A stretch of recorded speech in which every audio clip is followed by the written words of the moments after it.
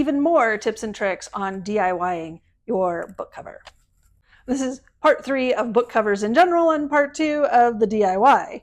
Sometimes authors who are new to book cover design get in trouble because they haven't used images or fonts that are licensed for commercial use. You need to make sure that any image or graphic that you're using on your book cover is licensed for commercial use.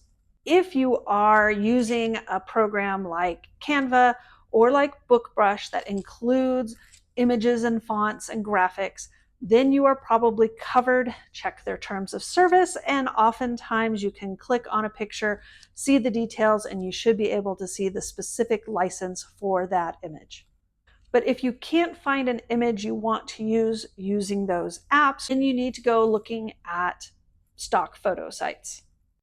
Again, look through the terms of service, click on individual images, and you should be able to find the license available, and it should say in there somewhere that it is available royalty-free for commercial use. That doesn't mean you're not paying for that. Sometimes you have to pay for an image, but you need to make sure that they are available for commercial use. Places you can go to find free or cheap images and graphics for commercial use are Pixabay, Shutterstock, Deposit Photos. There are plenty more. You can leave your favorite here, but please make sure that they are legal and have royalty-free images available for commercial use.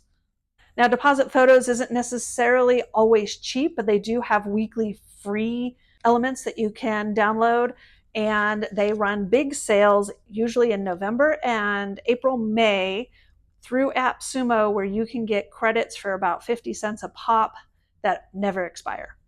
The same goes true with your font, the font you use on your cover and the font that you use inside the book. They have to be commercially licensed.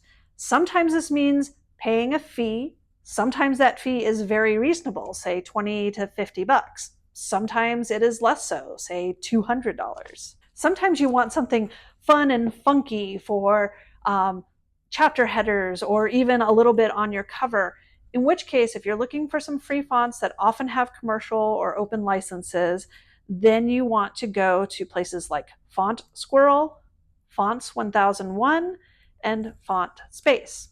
Again, make sure you're checking the license to ensure that it is okay to use for commercial use.